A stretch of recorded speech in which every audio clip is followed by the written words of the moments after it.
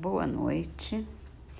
Vamos começar com o nosso mantra de hoje, do livro Mantras de Vida de Loester. Jamais alimento pensamentos inferiores.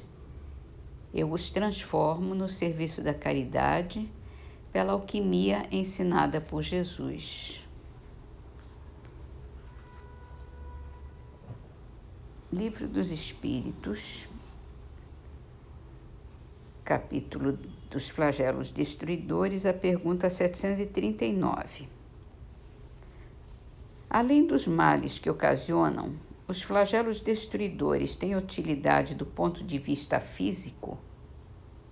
Sim, muitas vezes mudam as condições de uma região, mas o bem que deles resulta, só as gerações vindouras o experimentam.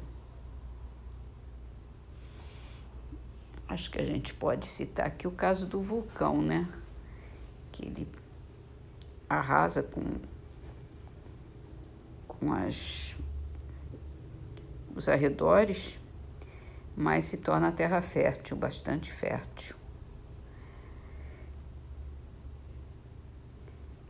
No Evangelho segundo o Espiritismo, vamos terminar com a segunda parte da introdução. Com extrema sabedoria, os espíritos superiores procedem em suas revelações. Não atacam as grandes questões da doutrina, senão gradualmente, à medida que a inteligência se mostra apta a compreender verdade de ordem mais elevada, e quando as circunstâncias se revelam propícias à emissão de uma nova ideia. Por isso é que logo de princípio não dizem tudo, e tudo ainda hoje não disseram, jamais cedendo à impaciência dos muito afoitos que querem os frutos antes de estarem maduros.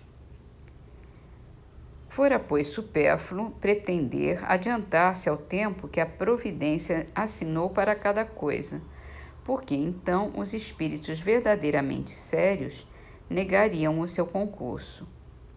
Os espíritos levianos, pouco se preocupando com a verdade, a tudo respondem. Daí vem que sobre todas as questões prematuras há sempre respostas contraditórias.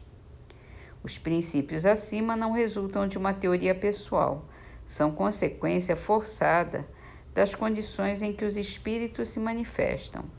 É evidente que se um espírito diz uma coisa de um lado, enquanto milhões de outros dizem o contrário, a presunção de verdade não pode estar com aquele que é o único ou quase o único com o tal parecer. Ora, pretender alguém ter razão contra todos seria tão ilógico da parte dos espíritos quanto da parte dos homens. Os espíritos verdadeiramente ponderados, se não se sentem suficientemente esclarecidos sobre uma questão, nunca a resolvem de modo absoluto. Declaram apenas que a tratam do seu ponto de vista e aconselham que se aguarde a confirmação. Por grande, bela e justa que seja uma ideia, é impossível que desde o primeiro momento congregue todas as opiniões. Os conflitos que daí decorrem são consequência inevitável do movimento que se opera. Eles são mesmo necessários para maior realce da verdade e convém se produzam desde logo para que as ideias falsas prontamente sejam postas de lado. Os espíritas que a esse respeito alimentassem qualquer temor podem ficar perfeitamente tranquilos. Todas as pretensões insuladas cairão pela força mesma das coisas, diante do enorme e poderoso critério da concordância universal. Não será a opinião de um homem que se aliarão os outros, mas a voz unânime dos espíritos. Não será um homem, nem nós, nem qualquer outro, que fundará a ortodoxia espírita. Tampouco será um espírito que se venha impor a quem quer que seja. Será a universalidade dos espíritos que se comunicam em toda a terra por ordem de Deus. Esse é o caráter essencial da doutrina espírita. Essa a sua força, a sua autoridade. Deus quis que a sua lei assentasse em base inamovível e por isso não lhe deu por fundamento a cabeça frágil de apenas um indivíduo. Diante de tão poderoso areópago, onde não se conhecem corrilhos, nem rivalidades ciosas, nem seitas, nem nações, é que virão se quebrar todas as oposições, todas as ambições, todas as pretensões à supremacia individual. É que nos quebraríamos nós mesmos se quiséssemos substituir os seus decretos soberanos pelas nossas próprias ideias. Só ele decidirá todas as questões litigiosas, imporá silêncio às dissidências e dará razão a quem a tenha. Diante desse imponente acordo de todas as vozes do céu, que pode a opinião de um homem ou de um espírito, menos do que a gota d'água que se perde no oceano, menos do que a voz da criança que a tempestade abafa. A opinião universal, eis o juiz supremo, o que se pronuncia em última instância. Formam-na todas as opiniões individuais. Se uma destas é verdadeira, apenas tem na balança o seu peso relativo. Se é falsa, não pode prevalecer sobre todas as demais. Nesse imenso concurso, as individualidades se apagam, o que constitui novo insucesso para o orgulho humano. Já se desenha o harmonioso conjunto.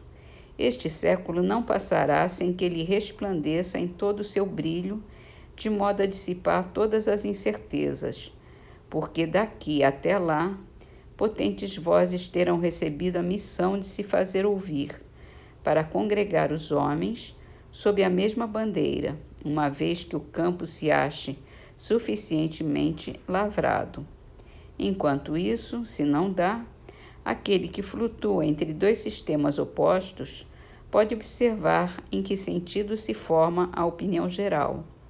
Essa será a indicação certa do sentido em que se pronuncia a maioria dos espíritos, nos diversos pontos em que se comunicam, e um sinal não menos certo de qual dos dois sistemas prevalecerá.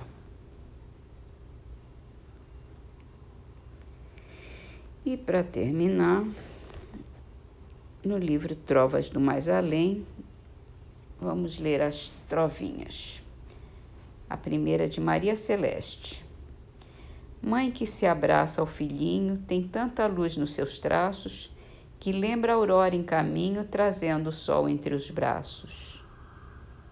De Luiz Pistarini. Faze o bem agora e sempre, persevera, persevera. O mundo, vida que passa, a morte, vida que espera. E da Costa e Silva. Ventura, riso que passa e nunca se identifica. Saudade, dor que não passa daquilo que passa e fica.